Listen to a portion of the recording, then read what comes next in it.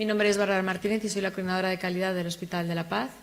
Lo primero, agradecerle a Lexion por darme la oportunidad de moderar y presentar esta mesa y al resto de participantes, que luego os los voy a presentar como ellos se lo merecen, cuando empecemos con el debate, por compartir conmigo esta mesa.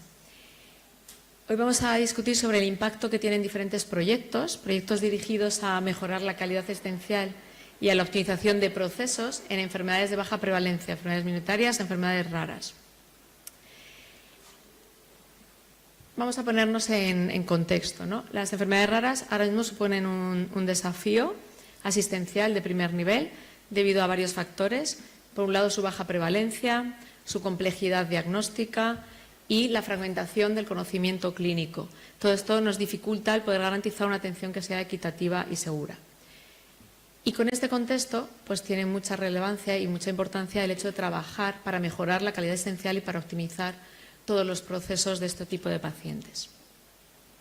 ¿Qué retos nos encontramos con respecto a la calidad asistencial en el manejo de estas enfermedades? Bueno, pues como he dicho, por un lado la baja prevalencia y la heterogeneidad clínica. Esto hace que cada paciente tenga unas variaciones significativas que nos dificultan estandarizar nuestros procesos, nos dificultan estandarizar la atención.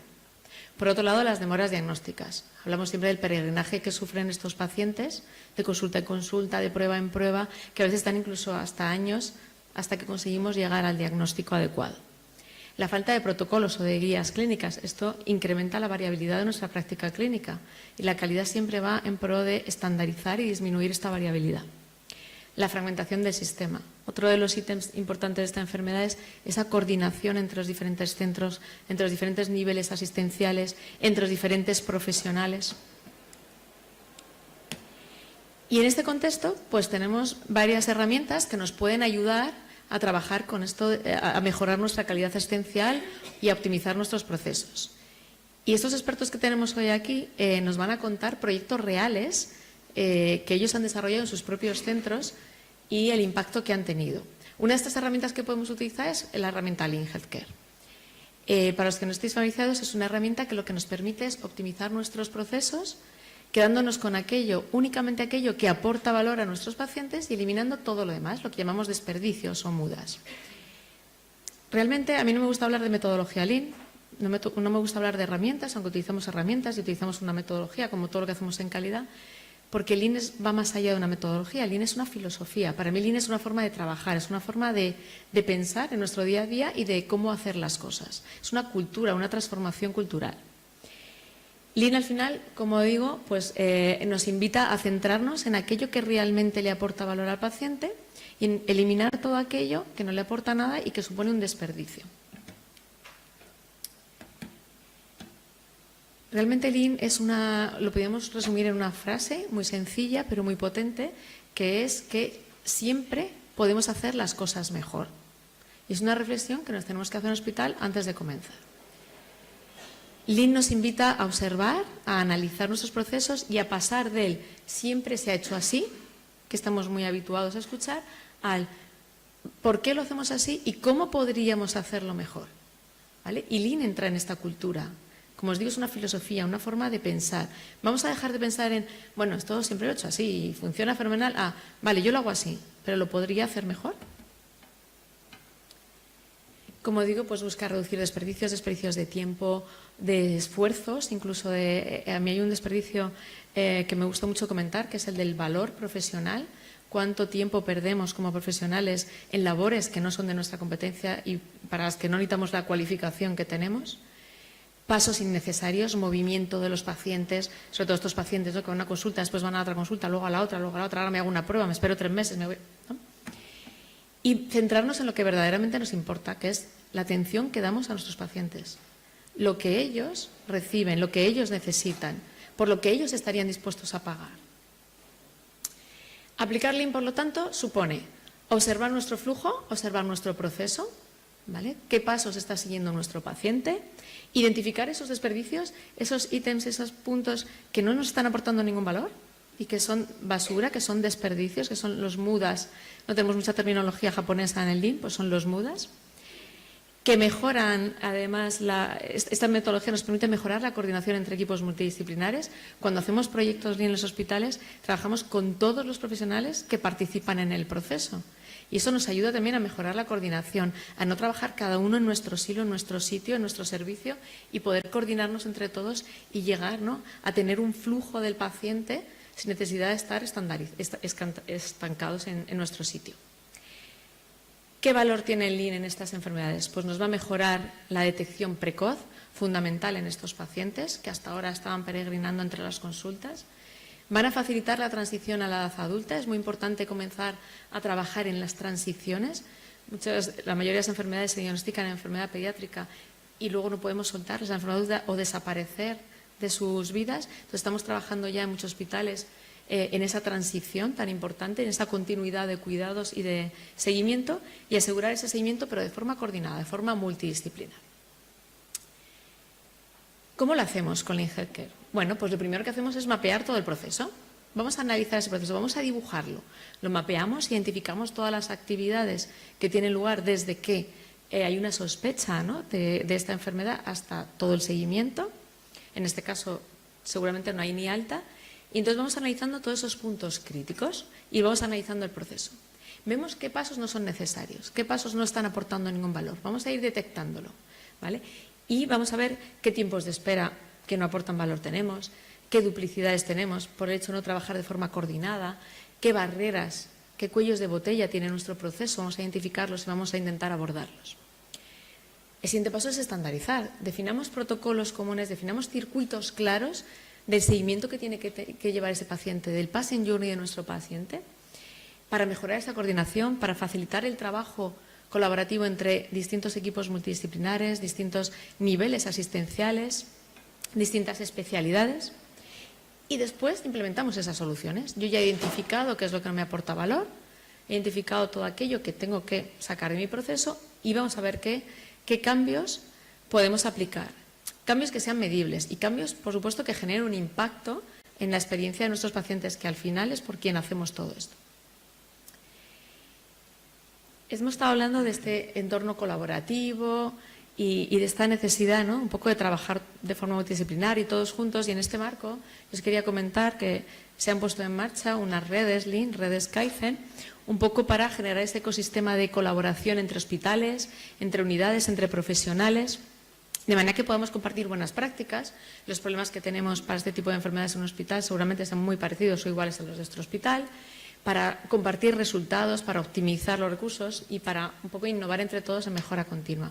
Se ha puesto en marcha ya una red a nivel del SERMAS, liderada por la Asociación General de Calidad, y luego a raíz de una jornada Lean que hicimos en el Hospital de la Paz en marzo, se ha puesto en marcha una red nacional que se está constituyendo en este trimestre y que poco a poco, bueno, podréis ir viendo los frutos e ir sumándonos a esta red desde vuestros hospitales. Pero no basta solo con sacar esos puntos de mejora e identificarlos y decir, pues venga, lo voy a solucionar así. Tenemos que mantener esas mejoras, tenemos que medirlas y tenemos que estandarizar nuestras mejoras. Y aquí es donde tienen un valor muy potente las normas de calidad, en este caso promovidas por la Sociedad Española de Calidad y Alexion conjuntamente, que nos sirven como una hoja de ruta para garantizar esa consistencia, esa trazabilidad y esa mejora continua de nuestros procesos. Realmente estas normas, ¿qué son? Son unos estándares de calidad que suponemos que tenemos que cumplir para poder decir que estamos atendiendo con calidad a nuestros pacientes. Son unos estándares para la atención a estos pacientes con enfermedades poco frecuentes que definen buenas prácticas, definen criterios, definen una serie de indicadores, ¿vale?, de calidad de atención. Al final, ¿qué es lo que buscan? Pues garantizar que nuestra atención va a ser segura, que va a ser coordinada y sobre todo centrada en nuestros pacientes, que es lo que nos importa.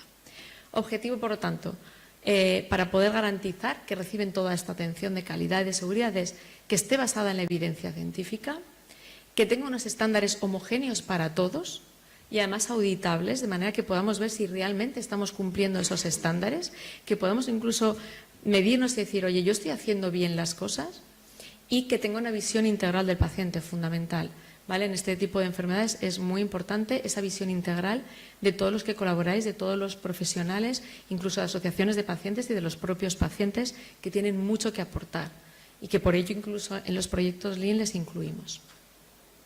¿Qué beneficios tiene el poder certificarse o acreditarse con estas normas?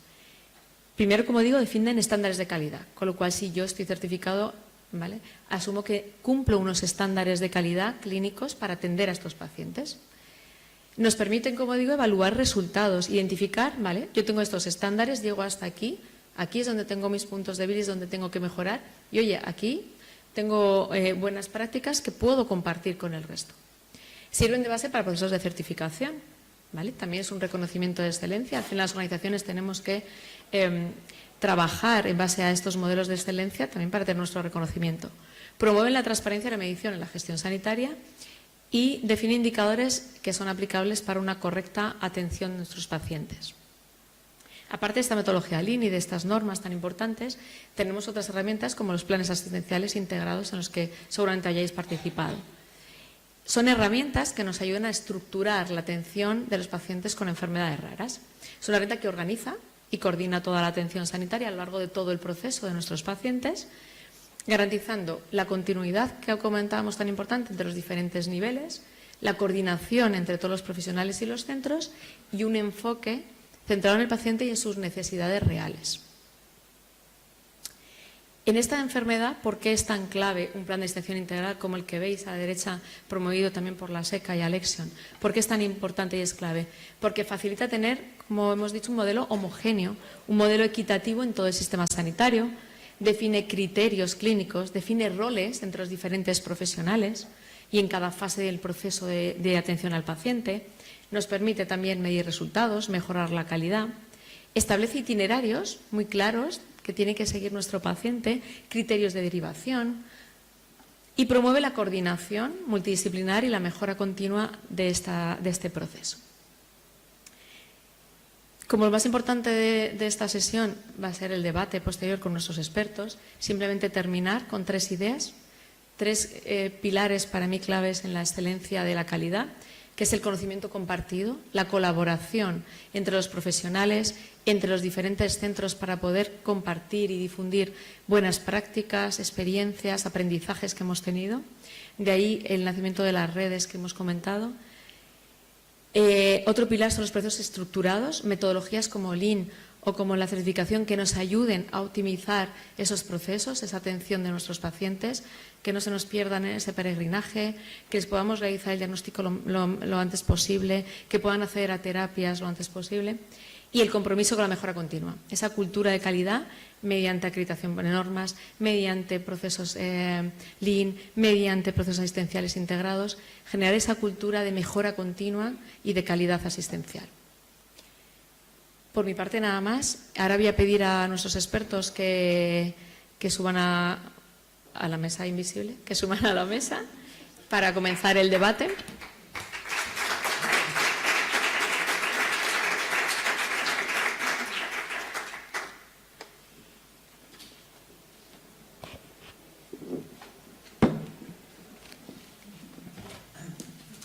Bueno, lo primero que voy a hacer es presentároslos como merecen, empezando por mi derecha a vuestra izquierda, que tenemos al doctor Álvaro Madrí. El doctor Álvaro Madrí es nefropediatra, jefe de servicio de nefrología del Hospital Universitario Sant Joan de Déu en Barcelona. Además es coordinador de la norma QALY del síndrome hemolítico urémico atípico en paciente pediátrico y actualmente están en preparación para obtener la certificación SECA de esta norma. Bienvenido, doctor Álvaro Madrí. A su lado tenemos a la doctora Ana Duat, que es neuropediatra, jefa de sección de neurología del Hospital Infantil Niño Jesús en Madrid. Es coautora de la norma QALY de neurofibromatosis tipo 1 y actualmente en fase de preparación para obtener la certificación SECA según esta norma. A continuación, el doctor Gerardo Gutiérrez.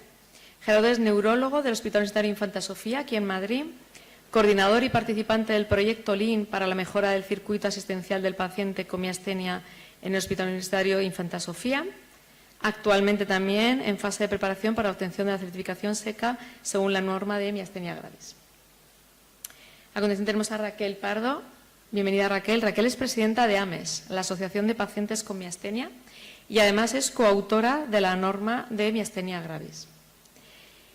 A su lado tenemos al doctor Enrique Morales. El doctor Enrique Morales es nefrólogo, jefe de servicio de nefrología del Hospital 12 de Octubre de Madrid, coordinador de la norma del síndrome hemolítico urémico atípico en el paciente adulto, en este caso, y actualmente en fase de preparación para obtener la certificación SECA en base a esta norma. Y por último, el doctor Pedro Martínez. Pedro es neurólogo del Hospital Universitario Fundación Jiménez Díaz, que ha sido el primer centro en obtener la certificación SECA de la norma de miastenia gravis. Bienvenidos a todos. Os paso el micrófono, que solo tenemos uno, os lo tenéis que ir compartiendo. Y yo voy a lanzarles unas preguntas con la idea de generar debate. Por supuesto, si alguien quiere participar, estáis invitados. Y mi primera pregunta, un poco para todos, es ¿qué es para vosotros la calidad asistencial o qué es para vosotros el mejorar procesos asistenciales en el ámbito de las enfermedades raras? Yo creo que, sobre todo, lo que es calidad asistencial, lo entiendo, vamos, hay muchas formas de entenderlo, pero sobre todo la asistencia que tiene mayor probabilidad de conseguir unos resultados adecuados y deseados para los pacientes, cumpliendo con la seguridad y en concordancia, sobre todo, con el conocimiento médico actual. Y velando siempre, en todo momento, por conseguir los mejores resultados posibles y garantizando la seguridad del paciente. Sí. Bueno, primero me alegra que todos estemos en fase de acreditación, menos tú. Menos él. Pensé que iba a ser el único que no estaba. Ya, menos él. Pero solo uno. Siempre hay alguien en las familias.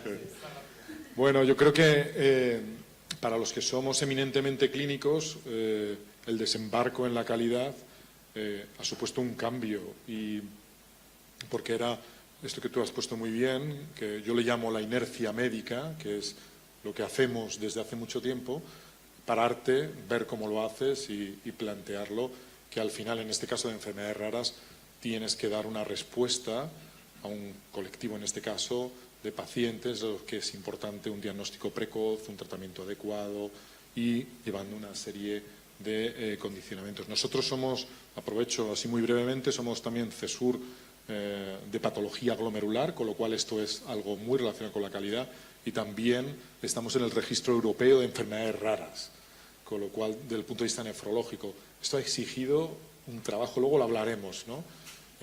Trabajo muy importante de lo que somos los clínicos, con poco o nulo apoyo institucional. Y ahí lo dejo. Buenas, pues desde la parte de asociaciones de pacientes, como representante de una persona afectada de miastenia graves, comentar que en el ámbito de las enfermedades raras y en concreto para la miastenia, pues el tener una calidad asistencial significa garantizar una asistencia integrada, coordinada de cara a los pacientes, cada caso se vea de manera específica y que al fin y al cabo mejore la calidad de vida de todos nosotros, que es lo que persigue esta norma, ¿no? Es que no tengo mucho más que aportar con todo lo que se ha dicho. Me ha gustado esa idea de calidad asistencial, calidad de vida. Creo que es algo interesante. Solo diría que en lo que respecta a la miastenia es una enfermedad rara, pero es una enfermedad bastante frecuente dentro de las raras y que además ha cambiado muchísimo en los últimos años, con lo cual revisar los procesos asistenciales para mejorarlos creo que es realmente una obligación, porque está en plena explosión, pleno proceso de cambio y es absolutamente necesario. Pues yo la verdad es que estoy bastante de acuerdo con Enrique, que esto ya estaba iniciado, ¿no? Y que hay que darle luego un formato calidad. Pero nosotros tenemos, por ejemplo, 3 consultas multidisciplinares, las 3 de enfermedades raras, el RET, la muco, polisacaridosis y la esclerosis tuberosa. Y las 3 se han iniciado pues porque determinados médicos pues veían esos pacientes y como al final estás tan en relación con el paciente, veías unas necesidades que pues aquí hace falta una enfermera, aquí voy a ir a mi amigo el traumatólogo que le vea la escoliosis a este paciente, aquí voy a ir a mi amigo, o sea que era una cosa como muy individual, ¿no? Y que se conseguía y que realmente eras un gestor, no te dabas cuenta, pero eras un gestor de casos, ¿no? Y te hacía falta un poco esa formación y darle esa estructura, ¿no? Pero que enfermedades raras hay muchas Y nosotros en nuestro hospital vemos muchísimas y no a todas les damos la misma calidad, así de claro, no en todas tenemos la capacidad de darles una consulta multidisciplinar. ¿Y por qué esas han sido elegidas y no otras? Pues porque eso ya estaba iniciado de antes y estaba iniciado por una serie de médicos que estaban por esas enfermedades, ¿no? Y luego, por eso es tan importante que tengamos formación para poderlo aplicar, ¿no? Pero yo estoy totalmente de acuerdo que eso ya estaba. Bueno, yo soy el último, soy el único pediátrico de todo. Bueno, a mí me ha gustado mucho un poco lo que tú hablaste en un comienzo. Se trata de que hagamos todos lo mismo y lo hagamos bien un poco. Lo que tú decías en un comienzo, si se trata de tener un protocolo, unas normas, que todos lo hagamos bien, de forma eficiente, que vamos a mejorar mucho en cuanto a diagnosticar más precozmente y a tratarlo más precozmente. Nosotros estamos frente a una enfermedad como el hemolítico urémico que depende mucho del resultado del tratamiento, el tiempo que tú lo haces desde el diagnóstico. Es decir, es claramente pendiente, toda la evidencia científica marca esto. Entonces, para nosotros es muy importante el diagnóstico precoz. Entonces, un poco en el sentido de las normas, van por niveles y una cosa así fue, porque tampoco se trata de excluir a los centros más pequeños. A lo mejor un centro pequeño puede diagnosticarlo, pero a lo mejor no tiene los recursos necesarios para hacer el seguimiento o el tratamiento. Entonces la idea es que todos participemos por el bien del paciente, aquí está todo centrado en el paciente y en la eficacia, si tratamos de hacer las cosas bien en el menor tiempo posible, de la mejor manera posible. Entonces yo creo que esto es importante, de que esta norma que nosotros hicimos un poco, lo pusimos por niveles porque iba en este sentido, es decir, que no queremos excluir a los centros primarios, secundarios, queremos integrarlo a todos juntos, que todos estemos centrados en el paciente y tengamos normas y que lo hagamos de forma eficiente y hagamos todo lo mismo, que no dependa de la persona, porque antiguamente ¿qué resultaba? Si había un médico que sabía mucho, era muy eficiente, lo hacía muy bien, pero si iba ese médico y la calidad de la atención de esa patología bajaba mucho. Aquí se trata de tener protocolo, homogeneizar, estandarizar cosas que no sea dependiente de la persona, sino que sean normas que podamos seguir y podamos aplicar independiente que esté esta persona o esté otra persona, pero que todos podamos seguir y que todos los centros puedan seguir, dependiendo de los recursos que tengan. Yo sé que nosotros en el hospital terciario tengo muchos recursos, yo tengo un centro de calidad del paciente, tengo la experiencia paciente, yo sé que estoy en un hospital que tenemos bastante recursos y mucho apoyo, tengo que decir, pero se trata con estas normas que cada hospital pueda hacer lo que pueda hacer de acuerdo a sus recursos, sea lo más eficiente posible, pero no excluir a nadie tampoco, es decir, no excluir al hospital pequeño ni excluir a otro. Nosotros dependemos mucho porque nuestros pacientes, nuestra patología, lo diagnostica el médico de primaria o el médico de urgencia, no lo diagnosticamos nosotros. Cuando llega con nosotros ya está diagnosticado. Entonces se trata que todo este proceso, desde el diagnóstico hasta que nosotros lo recibimos, sea lo más eficiente, lo más rápido posible. Y eso va a depender un poco del resultado de los tratamientos que tengamos. Bueno, yo me quedo con varias palabras que habéis dicho, yo como coordinadora de calidad, me quedo con la eficiencia, me quedo con resultados adecuados y esperados, me quedo con cambio, estandarización, una atención integrada, me quedo con el centrado del paciente y con lo de hacer las cosas bien y hacer lo que tenemos que hacer en el momento que tenemos que hacerlo, que es una frase que decimos mucho los de calidad.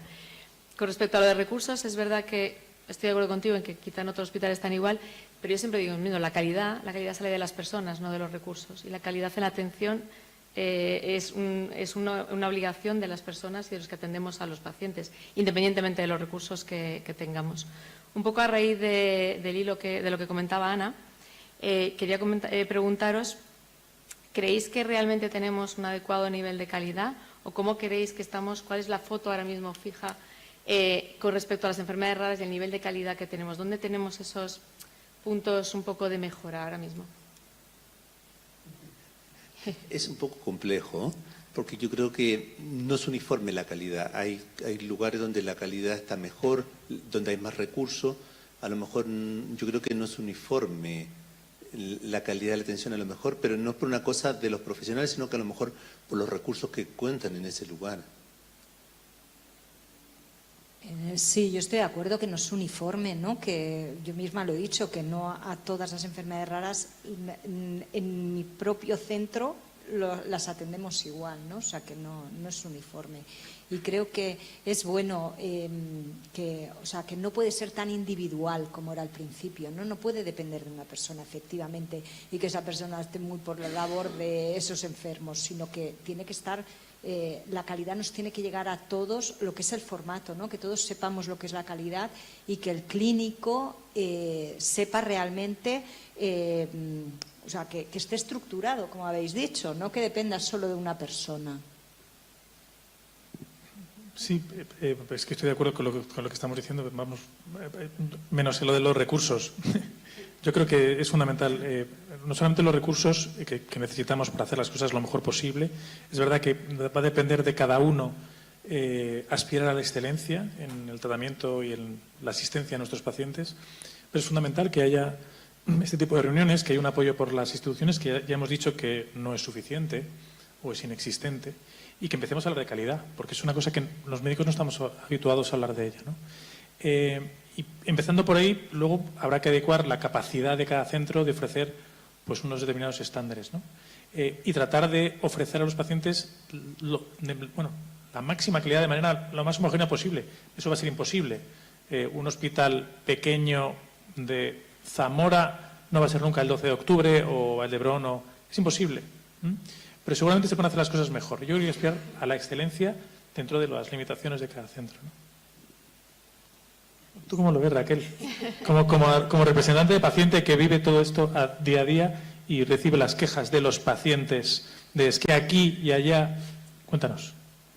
Exactamente, Gerardo. O sea, la homogeneidad que debe de existir en todo nuestro territorio, en todas nuestras comunidades autónomas, en todos los hospitales, que todos los pacientes con miastenia tengan la oportunidad, pues, el acelerar ese pronto diagnóstico de la enfermedad, el que todos los pacientes puedan acceder a los mismos tratamientos que actualmente, bueno, pues desde hace un par de años están saliendo al mercado y que en algunos hospitales se están denegando.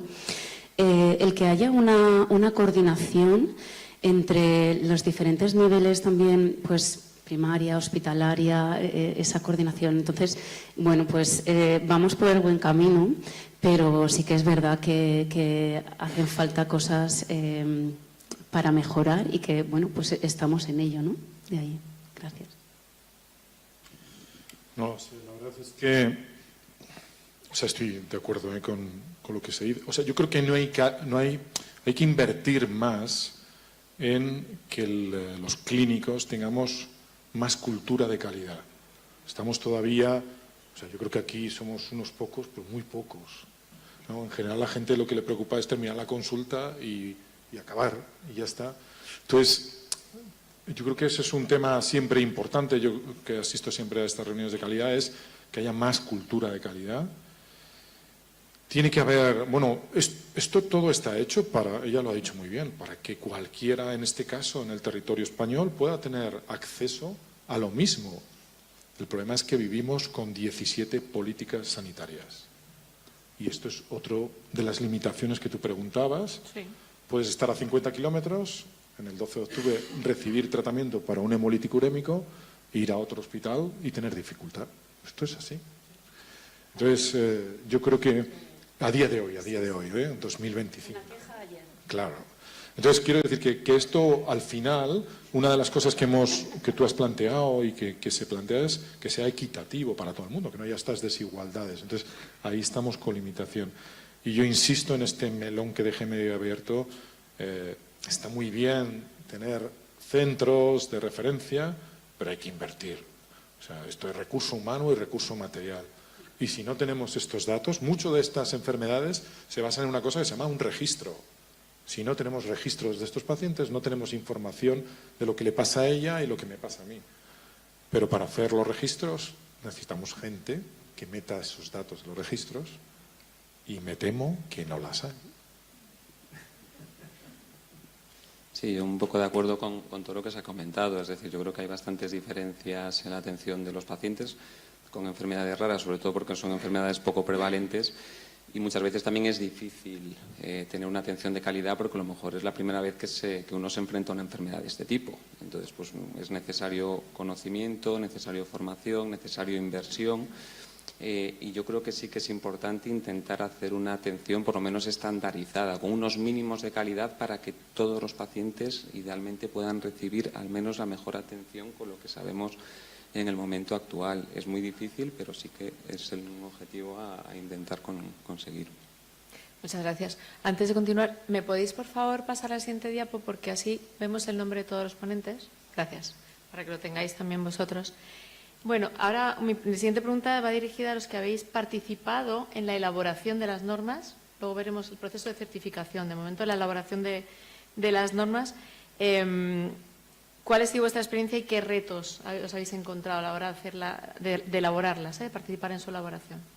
Los que hayáis participado. Sí, yo estuve coordinando parte de las de Qualisua de hemolítico urémico, del adulto, porque no está en la pediátrica.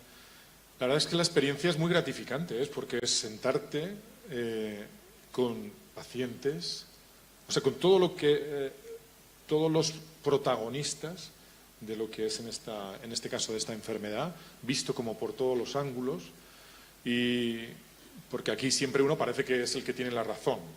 Entonces, cuando empiezas a limar y decir, no, realmente estoy muy alejado a veces de los pacientes o estoy alejado de otro personal, ¿no? Entonces, a mí personalmente me sirvió mucho, me supuso trabajo, porque había que, con la evidencia científica, ver qué era cada uno de estos estándares, pero realmente yo creo que ha merecido mucho la pena. Yo creo que el problema luego es esto que estamos todos, que es en fase de implementación, ¿no?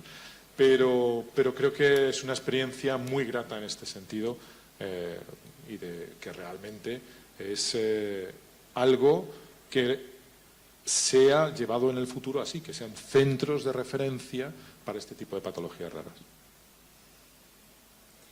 Bueno, pues como participante lo digo aquí, en el proceso asistencial integrado de miastenia gravis generalizada y posterior la norma de certificación de atención a pacientes con miastenia gravis generalizada con la SECA y con la colaboración de Lesión. Gracias. Pues ha sido un proceso para nosotros, para AMES, un proceso como de reflexión interna muy valiosa como pacientes. Hemos colaborado 8 personas afectadas de miastenia gravis generalizada, pacientes expertas, afectadas, voluntarias, miembros de junta, las 8 participantes, miembros de junta directiva o delegadas de las diferentes comunidades autónomas, con el apoyo también del personal técnico de AMES. Y la verdad que es muy, introspección, perdón, el ver también desde dentro, ¿no?, todo lo que se puede hacer de mejora, pero también el agradecer a que se tenga en cuenta a los pacientes dentro para realizar, para aportar y no solo ya que nos venga todo dado. El hecho de poder realizar estas aportaciones y de trabajar conjuntamente, de que haya sinergias, creo que es muy valioso. Cada vez más las asociaciones de pacientes están, de verdad, y sobre todo en nuestra patología, ¿no?, que afecta, es una enfermedad autoinmune, crónica, afecta a todo tipo de ambos sexos, personas de diferentes edades y dentro de más profesionalizadas las asociaciones de pacientes. Entonces, el hecho de que se les tenga en cuenta es un valor y creo que es a donde se tiene que dirigir pues todas las sociedades médicas. Un placer colaborar. Totalmente de acuerdo, ¿eh? A mí me parece que es muy enriquecedor y que además haces un proceso de reflexión muy importante, ¿no? Y que es muy importante que haya la parte de los pacientes, te reúnen con profesionales, que ves cómo se hace en otros centros. Y muchas veces, viendo lo que hacen en otros centros, eres más consciente de lo que tú tienes y haces bien, que a lo mejor no te dabas ni cuenta. Dices, pues yo los mando todos a tal sitio y todos tienen consejo genético y todos no sé qué. Bueno, yo he participado en el de la neurofibromatosis tipo 1, que también tenemos una multidisciplinar, no lo he dicho. Y muchas veces te das cuenta de cosas que tú hacías muy bien y que no eras consciente porque lo dabas por hecho, de que eso siempre en todos lados es así. Y al revés, cosas que dices, pero bueno, tienen una enfermera solo para esto, o tienen, yo que sé, había cosas, decías, y fíjate, y la tienen ahí, y eso es impensable, ¿no? O sea, que te das cuenta de lo que haces bien y de lo que haces fatal y ni siquiera te habías planteado, ¿no? Y entonces eso te lleva a una reflexión y también te das cuenta de algunas cosas que igual eran relativamente fáciles y no hacías, y que quizá al paciente le aportaba mucha calidad y tú no eras consciente. Para eso yo creo que sirve mucho. Yo, por decir una cosa mala, porque algo malo hay que decir, voy a decir que el problema de esto es que lo que a ti te es fácil, tú lo pones como estándar o como le digáis, ¿no? Con lo cual, al final, cumplir todo es muy difícil. Ponemos el listón demasiado alto y cuando luego te presentas dices, ¿esto qué es? ¿Esto qué es? O sea, esto no lo saca ni que hay alguien que sí que lo ha sacado y que luego lo diga, ¿no? Pero yo lo que veo en la que yo participé, dije, bueno, no nos hemos parado a pensar, ninguno de los que estábamos allí, que luego esto lo bueno es si te puedes presentar, ¿no? Entonces, y nadie se va a presentar de los que estábamos ahí si no sacas el máximo, ¿vale? Con lo cual, al final, ¿qué pasa? Que el tiempo está muy bien porque mientras tú vas implementando cosas, consigues implementar cosas en tu hospital y en tu centro y para irlo cumpliendo, eso está muy bien porque eso siempre va a repercutir en el paciente, siempre. Aunque tú no te llegues a presentar, tú ya estás repercutiendo porque ya te estás planteando cosas y de eso se va a beneficiar. O sea que eso ya se lo llevan las familias y los niños, o en mi caso, o los que no sean niños, ¿no? En otros casos. Pero como persona que he participado, yo me quedo que esto es un listón demasiado alto y ahí nos falta un poco de que al final alguien le dé un poquito de realidad, ¿no? Y a veces pienso que hasta en algunas cosas debería haber un economista también ahí metido, porque mucha calidad, mucho tal, debería saber, quizá porque yo no tengo ni idea de números, pero ahí tiene que haber alguien que sepa poner números a las cosas, ¿no? Al tiempo que empleas en hacer eso, al tiempo que empleas en analizar un proceso, eso tiene que ser números y tiene que ser, y al final todo se mide igual. Y yo creo que eso es importante, ¿no? Sobre todo a la hora de presentarse y de poder acceder. Para nosotros fue un poco diferente al resto porque nosotros teníamos la guía que era de adultos y teníamos que adaptar a la población pediátrica. Entonces nos juntamos todos los centros para un poco adaptar y ya ellos ya habían contado con la experiencia del paciente. Entonces partimos de otro punto.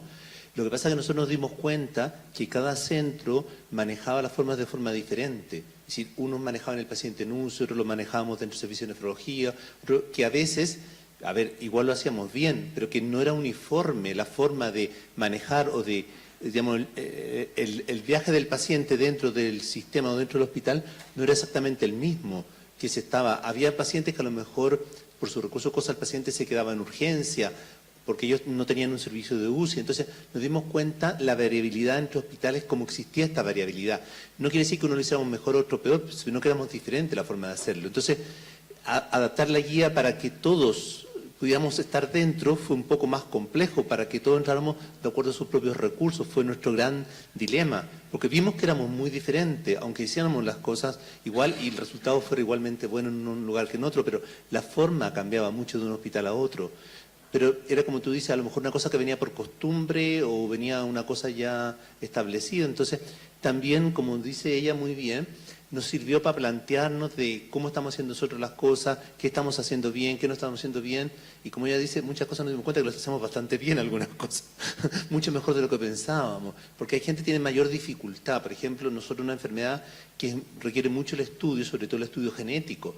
Y nosotros tenemos mucha accesibilidad y tenemos un circuito muy establecido. No lo hacemos nosotros, pero el centro que nos hace a nosotros, un centro de referencia en Madrid, está muy establecido el circuito y es muy rápido. Si nosotros, el paciente llega, al día siguiente ya sale el estudio genético, empezamos el tratamiento.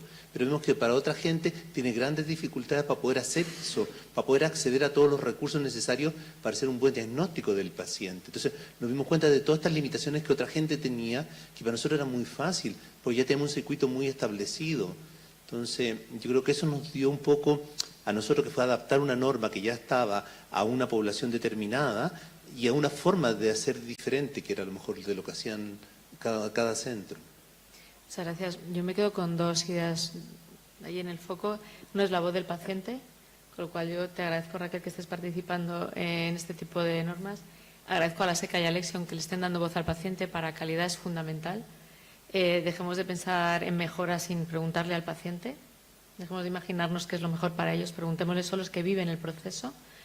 Con lo cual, bueno, te agradezco tu participación en este tipo de normas y creo que es fundamental. Creo que no podemos seguir tomando decisiones en los hospitales sin contar con los pacientes.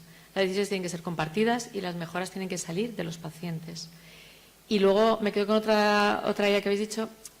La certificación es buena, está muy bien, es un reconocimiento, pero lo más importante es el camino hacia esa certificación en el que uno realmente va diciendo, oye, yo aquí, venga, voy a mejorar esto y este poquito. Yo entiendo lo que dices, ¿no? Que a lo mejor os habéis puesto un listón muy alto. Es verdad que en calidad siempre queremos llegar a la excelencia y a veces nos pasamos, pero lo importante es el camino, el ir mejorando nuestra asistencia, nuestra atención a los pacientes con unos estándares que ya están definidos, que entiendo que cuando ya los habéis hecho en las normas os habéis basado en evidencia, los habéis discutido, entonces ya sabes dónde tienes que llegar. Tenéis un valor tremendo con las normas porque os están diciendo ya qué estándares de calidad. Ya me gustaría a mí tener normas para cada uno de los procesos de mi hospital y poder decirles cómo tienen que hacer las cosas. Entonces, bueno, yo quedaros con que ya el camino ayuda mucho a nuestros pacientes, que luego está muy bien el certificado y hay que ir a por ello, porque ya que uno hace el esfuerzo con más o con menos recursos, ¿no? Está bien, pero que ese camino que quizás es lo más importante, ¿no? Mi siguiente pregunta es relacionada a los planes de instituciones integrados. Creo que Raquel también ha participado en alguno. Es un poco, en este caso, en este tipo de planes, ¿qué retos te has encontrado y cuál es la importancia de los planes realmente? A ver, el plan en el que hemos participado del proceso asistencial integrado del PAI, yo lo veo muy completo. O sea, todos los anexos que nosotros tenemos, lo que hay que incidir ahora es el complementarlo. El que yo desde aquí invito por lo menos a los hospitales, a los CESURES que hay en toda España de enfermedades neuromusculares que deben de tenerlo. Pero bueno, estoy de acuerdo también con lo que comentaba antes Gerardo, que se tienen que implementar a estos hospitales tanto de recursos financieros como de recursos también humanos, porque hay mucho sobre el papel, la importancia también que tienen y la responsabilidad de cara a la atención al paciente en estos hospitales, pero por otro lado necesitan de esa implementación para poder hacer todas las pautas, todos los procesos correctamente. Entonces, a mí me ha encantado el poder participar y es pues eso, ver todos los procesos y decir, si esto lo llevan a cabo en los hospitales va a ser una maravilla para la atención a todos los pacientes. Pero de ahí que lo que comentaba también la compañera, que hay que tener los pies en la tierra y saberla, dices, esto es perfecto, pero necesitamos recursos para poder llevarlo a cabo. Pero es lo que decía antes también, que lo importante es que sepamos que lo que ir en la dirección correcta y ser conscientes de lo que nos queda por recorrer, pero saberlo, ¿no? Sócrates de solo sé que no sé nada, cuanto más sabemos, más estamos ahí, pero eso es lo importante. Gracias. Bueno, yo creo que también tenemos el reto de los hospitales de, una vez elaborados los planes, cumplirlos, porque los planes no dejan de ser planes, ¿no? Y hay que cerrar el ciclo PDCA de calidad y de medir si realmente lo estamos cumpliendo o no, ¿no? Bueno, si pasamos a la siguiente herramienta o experiencia. Bueno, vamos a seguir con las normas, pero vamos allá al proceso de acreditación, de certificación. Decíais que solo hay uno, pero el resto estáis en proceso. Ya en lo que es el proceso de certificación, ¿qué retos o qué obstáculos estáis encontrando? ¿O qué buenas prácticas estáis viendo o de qué os está sirviendo? ¿Qué experiencia estáis sacando? ¿Puedo empezar y luego le claro. paso a ellos? Solo quiero decirles que si tienen en contacto con las asociaciones de pacientes, se darán cuenta que la colaboración, que eso es el tener relación con las asociaciones de pacientes, pero también, por ejemplo, con el tema de los registros, que ahí estamos en el comité científico, aquí hay 2 personas que forman parte del GENRARE, del registro de miastenia gravis aquí en España. El tema de apoyo también psicosocial, quiero decir que si pueden ponerse en contacto con las asociaciones de pacientes, van a ver que tienen ahí un aliado y que va a poderles complementar y aportar mucho para poder llegar a cumplir esa norma, ¿no?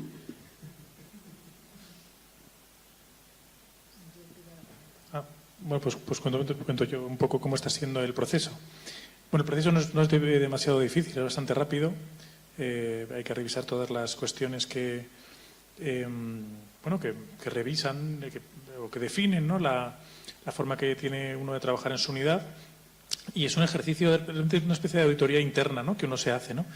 Y bueno, pues sirve para darse cuenta de cosas que te faltan. Y yo creo que está bien. Nosotros queremos aspirar a lo más alto. Creo que todos tenemos que aspirar a la excelencia dentro de nuestros límites. Pero también creo que hay una cosa que falta, que yo echo de menos, y es que estaría muy bien que hubiera digamos, una especie como de voto de calidad de los pacientes. Porque yo creo, o sea, yo sé que lo importante es la calidad que se le ofrece al paciente, pero también creo que es muy importante la calidad percibida. Y sería muy interesante que hubiera, que por ejemplo, en este caso tenemos una asociación de pacientes, muchos de los pacientes con miastenia de nuestra unidad forman parte de la asociación de AMES, que es una asociación, desde mi punto de vista, ejemplar en España por las cosas que hace, por cómo trabajan, porque está aprovechando además la ola de nuevos tratamientos y la revolución que está habiendo en la miastenia. Pero me gustaría que los propios pacientes pudieran tener y decir, bueno, pues sí, aquí me siento bien atendido. Esto no sé si eso no está recogido en la guía, no hay, es una cosa que se manda, pero sería muy interesante. Y quizás yo he echado de menos preguntar más a mis pacientes qué no hacemos bien, qué podemos hacer mejor, ¿no? Creo que su opinión es muy importante. Yo estoy de acuerdo con lo que decía. O sea, yo he participado en el Qualisua, y es verdad que cuando te pones dices, ¿quién ha escrito esto? Y éramos nosotros, ¿no? Con lo cual te echas la culpa a ti mismo, ¿no? Porque es verdad, esto pasó también con los CESURes, que se exigen cosas que falta poner un poco pie en tierra y ver lo que ocurre. Pero es bueno también lo que comentaba ya, que es el proceso, ¿no?, de pararte, ver lo que hay. Yo creo que falta mucho este tema que siempre se hace de la multidisciplinaridad, de dejar registros en las historias clínicas. Es que yo insisto, no estamos acostumbrados a mucho tema de calidad Hacemos, yo creo, una medicina de muy buena calidad, pero nos falta plasmarlo en este caso. Nosotros sí que tenemos, que hay dos iniciativas. Esto que comentabas tú, desde el CESUR sí que se están dando encuestas de calidad a los pacientes, o sea que sí que hay un código QR y tú evalúas al CESUR que está. Nosotros desde el CESUR estamos haciendo reuniones con las asociaciones de pacientes de enfermedades raras renales. Cada mes estamos haciendo una reunión, con lo cual también tenemos ese feedback. Y la asociación, además de enfermos de hemolítico urémico, es una asociación súper activa, tanto Mireia como su marido, y son gente que están ahí a tope. No, son los dos que representan a todos los demás. Pero quiero decir que están bien, porque cuando tú te duermes, de alguna manera, ellos te lo recuerdan. Y eso yo creo que está bien en la cuestión de calidad. A nosotros nos ha permitido, porque uno está acostumbrado al proceso médico, uno ve un paciente, lo diagnostica, lo trata, si el paciente va bien está contento, todo, y uno está acostumbrado mucho al proceso médico. Pero ver la cosa global después, porque como la norma te exige indicadores de calidad, ver cómo han ido tus pacientes a largo plazo, ver cómo la forma como más grupal, qué pasa con todos tus pacientes, porque tú estás acostumbrado al paciente individual que tú tratas en tu consulta y el que ves día a día, pero a veces pierde la visión de conjunto, es decir, de esta patología, cómo van tus pacientes en general, a ver qué función renal tienen estos pacientes, cuánto han recuperado función renal con el tratamiento. Entonces, a veces nos pasa que te cambia un poco tu punto de vista y te hace tener una visión más global de la situación, ¿ya?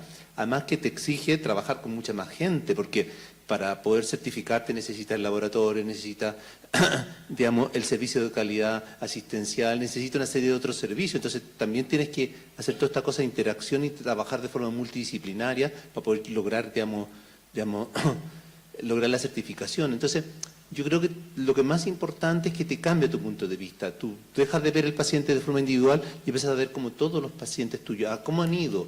Porque como tienes todos estos indicadores de sobrevida, de calidad en el sentido de tratamiento, cómo han recuperado la función renal, cuántos pacientes van bien después de suspender el tratamiento, entonces todas estas cosas te permite cambiar un poco tu chip de pasar de ser el médico asistencial a ver una visión global de toda la patología.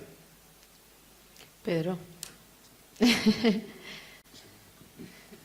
Sí, hemos conseguido en nuestro hospital la certificación en miastenia, que es verdad que nos ha permitido un poco analizar todo el proceso asistencial, todo el circuito que tienen los pacientes con miastenia en nuestro centro, analizar la estructura, el proceso, los resultados, intentar seleccionar aquellas cosas que hacíamos del todo no estandarizado con respecto a la guía, intentar mejorarlo y adecuarlo y sobre todo identificar qué aportaba sobre todo valor al paciente.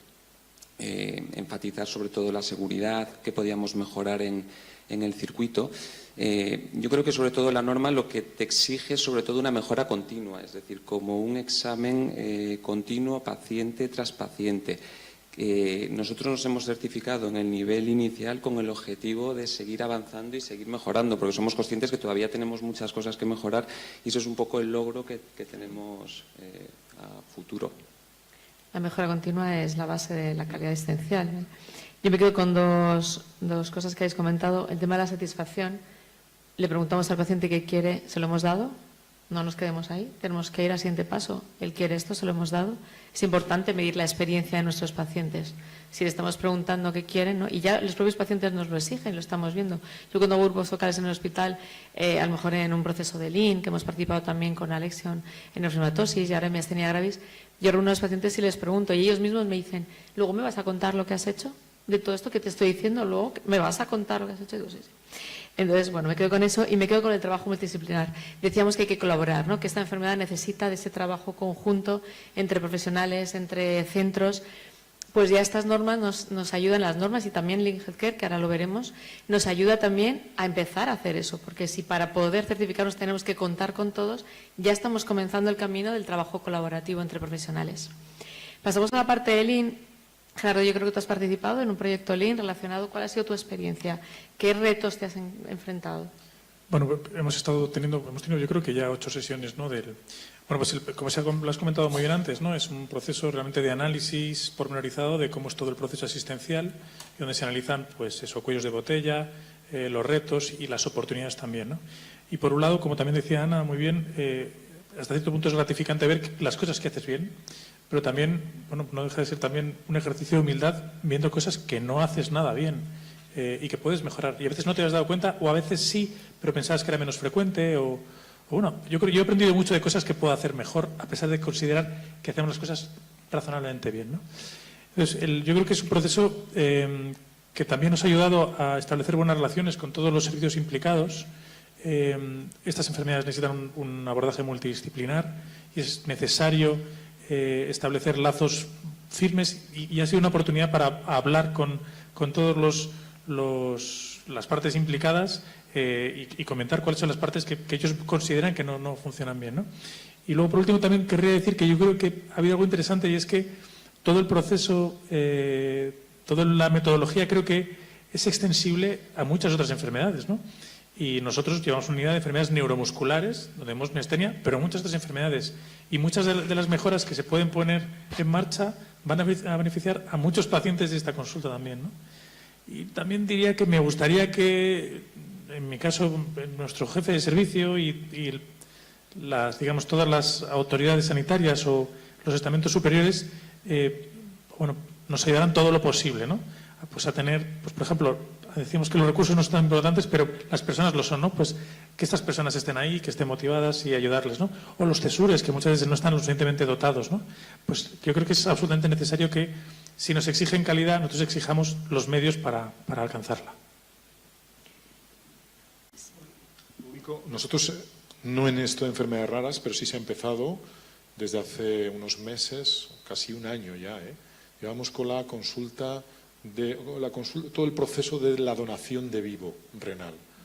Y esto sí que ha sido un tema muy interesante porque se ha, en reuniones semanales con todos los equipos que intervienen, porque claro, esto hasta el juez, ¿no? O sea, la parte judicial que también. Entonces, lleva todo un circuito en el que efectivamente vas detectando lo que haces muchas veces por voluntarismo, por lo que antes comentaba, ¿no? Conozco a este me lo hace, ¿no? Es que no hay que acabar en eso, que es el gran problema de la medicina, que es, acabamos de los conocidos y tal, no, esto tiene que estar establecido. Entonces te das cuenta en un proceso que es claro, que es una entrevista inicial hasta que realmente se produce la donación, donde puedes hacer las cosas mucho mejor, ¿no? Entonces yo creo que vuelvo a insistir, esto de sentarte y pensar lo que estás haciendo es fundamental. Bueno, yo por aportar, como nosotros en el hospital también hemos colaborado en proyectos Link, gracias también a la colaboración de Alexion, para nosotros ha sido un cambio radical en el proceso de atención al paciente con neurofibromatosis.